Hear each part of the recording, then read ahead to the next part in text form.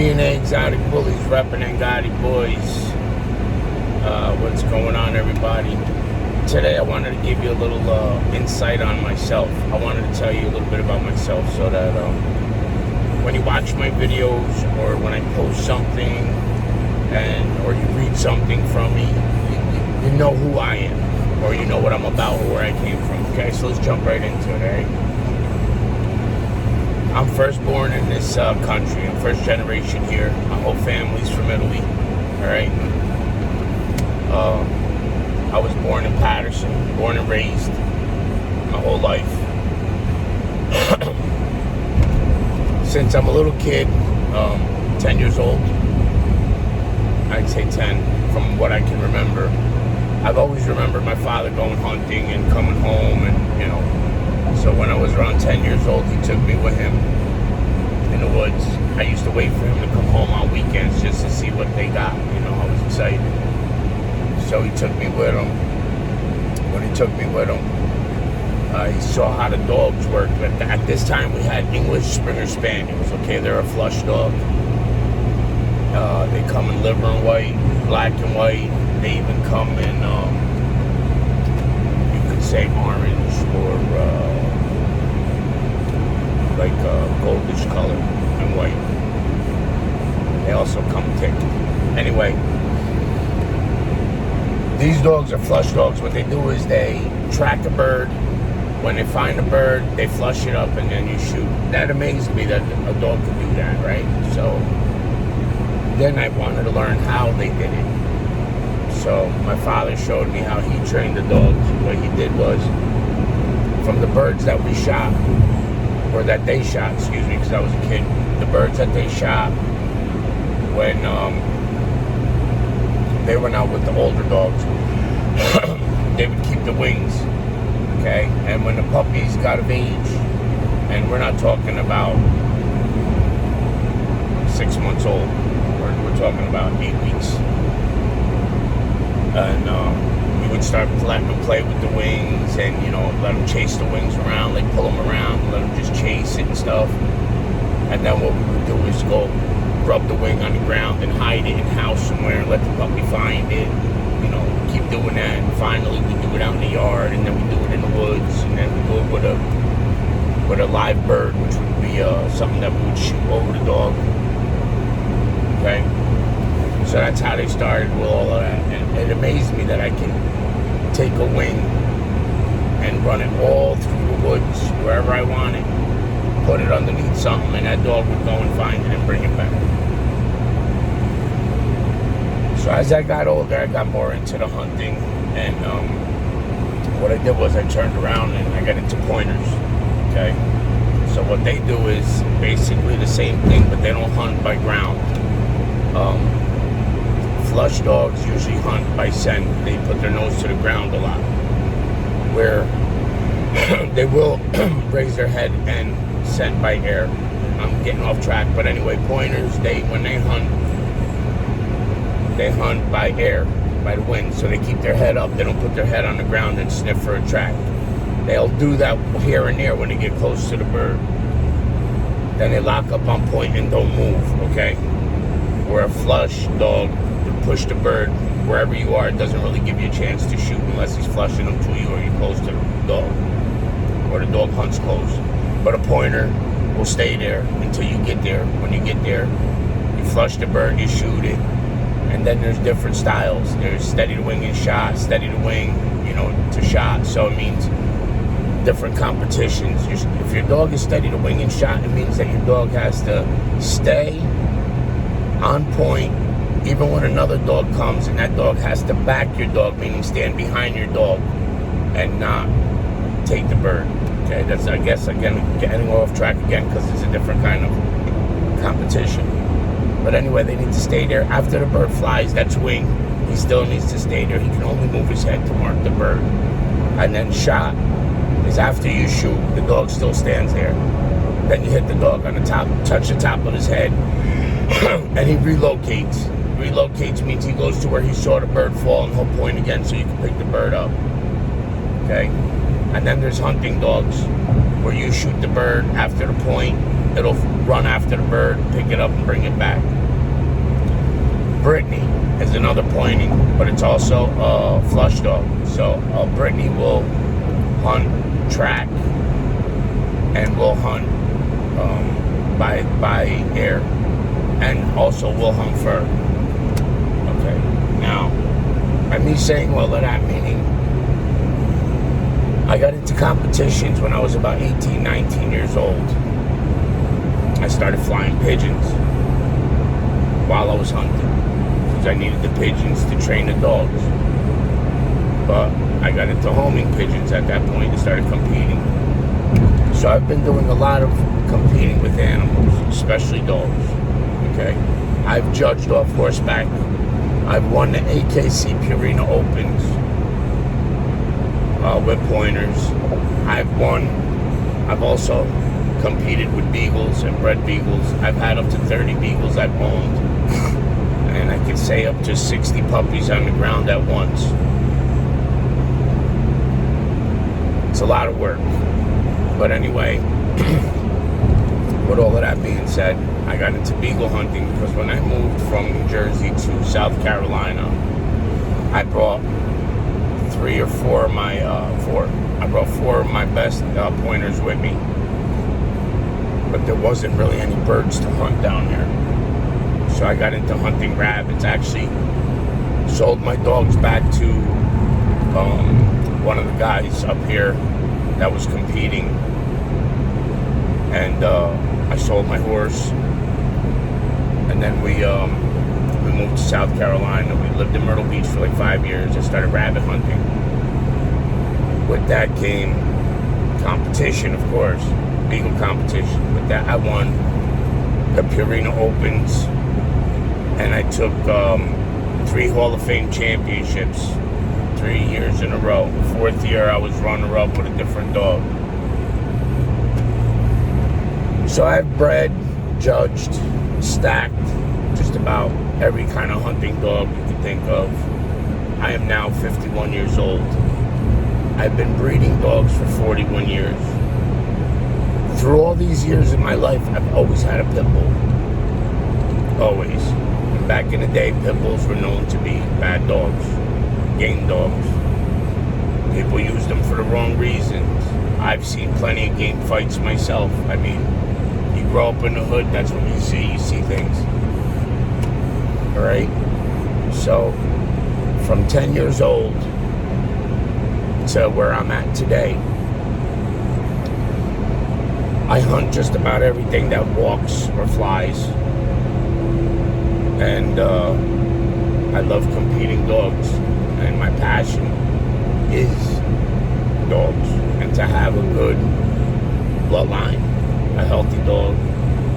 It doesn't matter to me if I have to give a dog away to somebody in need.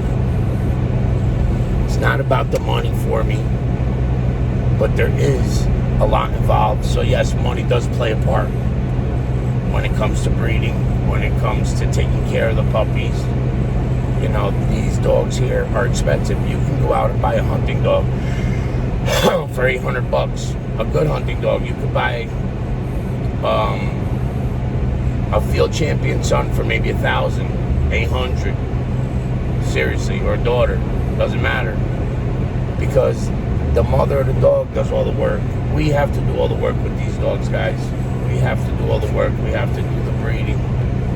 We have to do the progesterones. We have to do the conformations. We have to do the C-sections. We have to get their ears cropped. This is all stuff that doesn't even fall into the hunting world. So when the breeding aspect comes, the dog does most of the work. On this side, you have to do most of the work. Okay? And it's not easy.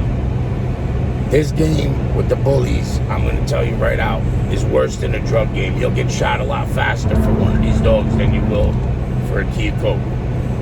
And that's just simply speaking, honestly. Okay? Now, me, myself, this is what this video is about, for you guys to get to know who I am. Alright? Anybody you ask that knows me knows that I've worked with dogs my whole life. Anybody you ask that knows me will tell you that I'm one of the best people to train a dog. I'm not patting myself on the back. I'm telling you what people are saying. I'll never tell you I'm the best to do anything, okay? But I will tell you that I put 100% into anything I do. So with that said, my brother Johnny, which was second generation born in this country, my younger brother, also the last one born out of 5 children. At 42 years old, my brother passed away. But before he did, he gave me a bully, Ella, which started me off. She's a paintball daughter, a direct bitch off paintball, Garden State. And I was never planning on competing bullies. I was never planning on breeding bullies. I was just gonna keep her as a pet, you know. And she is a pet, just so you know. And my brother passed away. When he passed away, I got more and more involved in the bully world. A few of you guys came to my meet and greets last year. I've worked with Bully Facts a few times. You know, I've worked with a couple other kennels out there. We threw a show together, myself and a couple other kennels, and always good business, okay? Now, when I do the meet and greets, anything that I would gather, any kind of money, okay, we're putting towards the Patterson, for the children, for the kids in Patterson. You know, we have a gentleman named Frank Filippelli that's getting involved with us, well, with me anyway. And anytime I raise any kind of money, we want to get the Patterson youth involved. We like to donate a puppy to one of the kids that show up a lot, so that we know that is definitely going to be interested in teaching how it's done.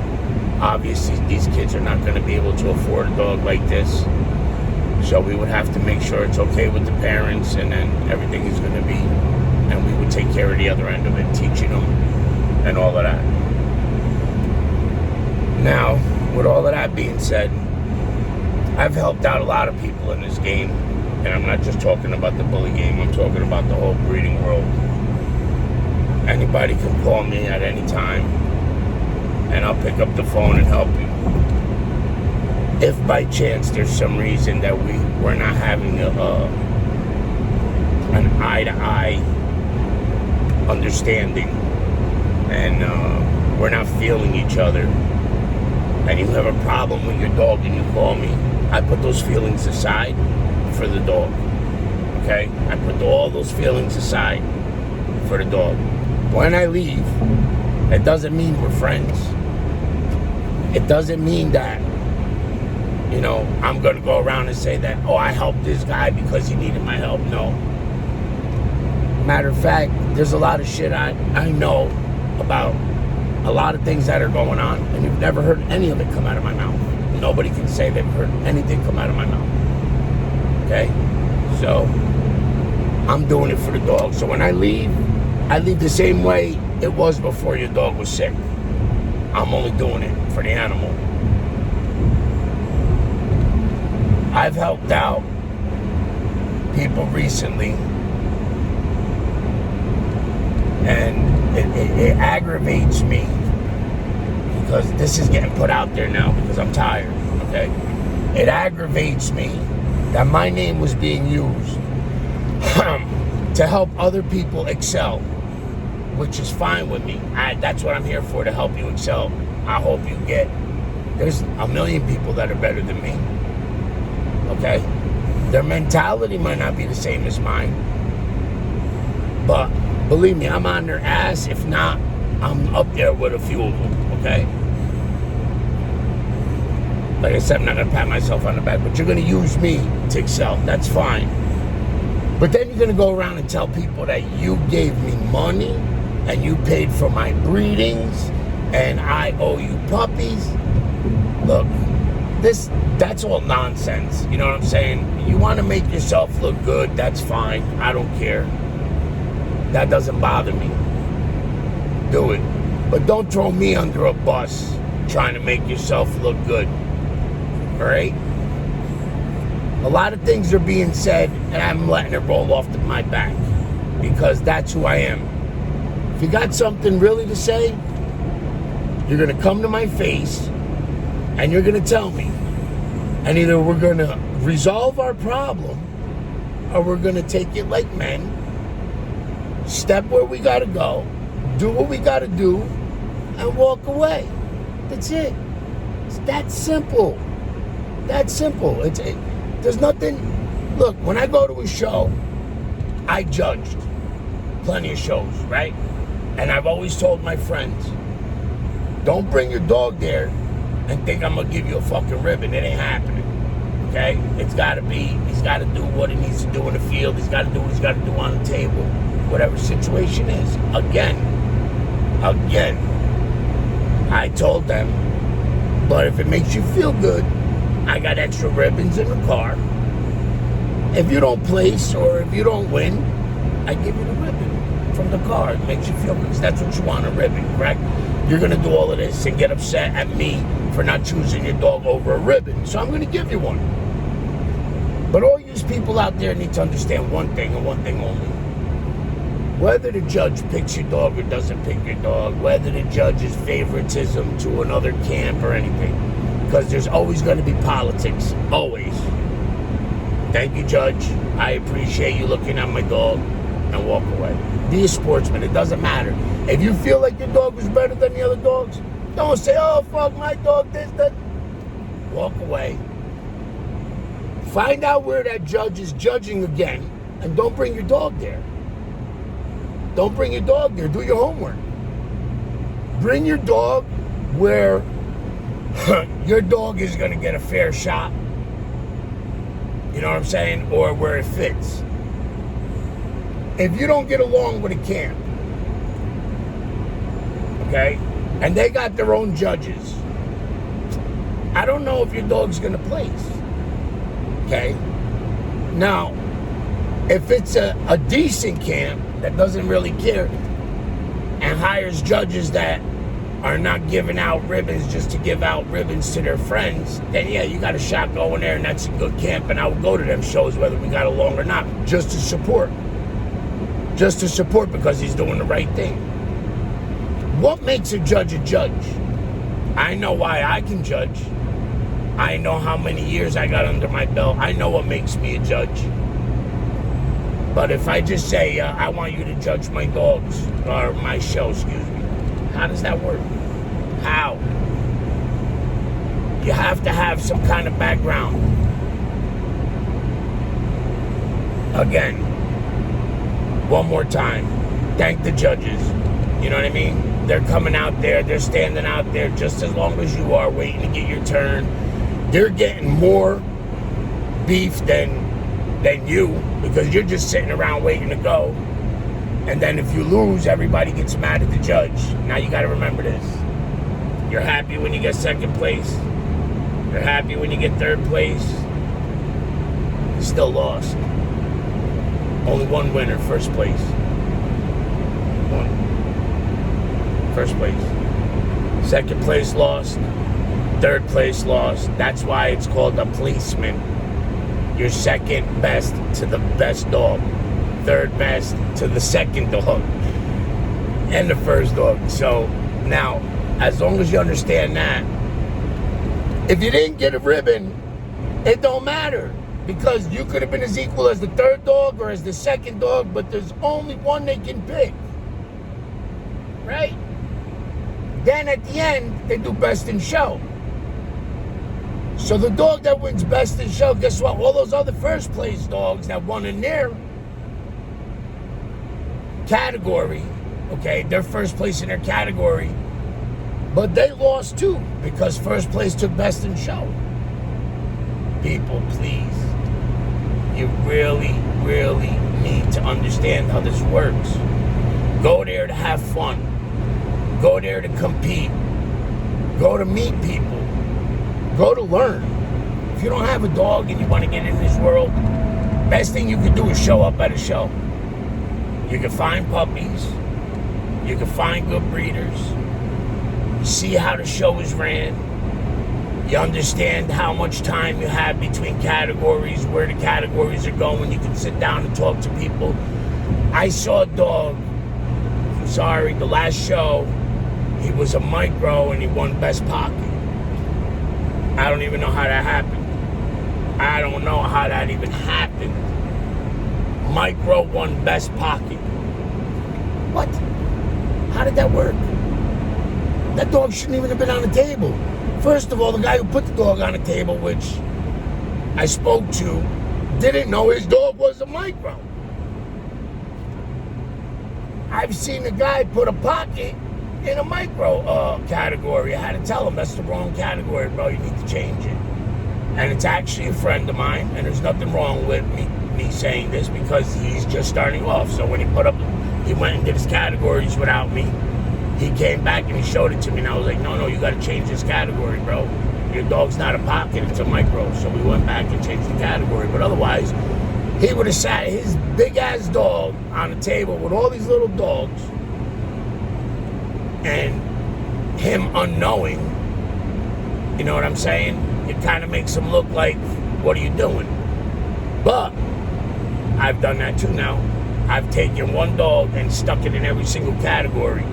People thought I was crazy, and this is going to be the end of my conversation about me and what I do. If you want to know more, you're more than welcome to call me on Instagram, Facebook. Subscribe to my YouTube channel, DNA Exotic Bullies.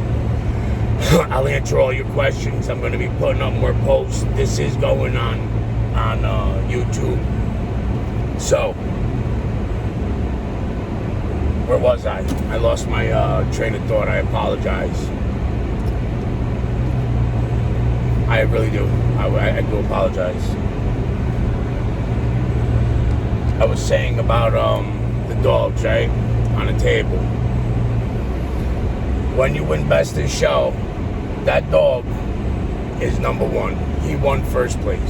All other dogs came in second. Alright? So just make sure you thank your judges. You go there to have a good time and meet people. Alright? Myself, you come up to me, I'll be more than happy to answer any questions, help you out, do what I can. And make sure that you guys out there in bully world get a little bit of an advantage here, because it's not fair that, you know, people overlook guys that are just starting. And if you're just starting off, don't pretend to know things you don't, because it comes around, everybody knows later, you know. So don't do that. Just go there, be humble, do what you gotta do, meet your people, and roll out, make a name for yourself. DNA Exotic Bullies, repping Gotti Boys, one will always be here for you.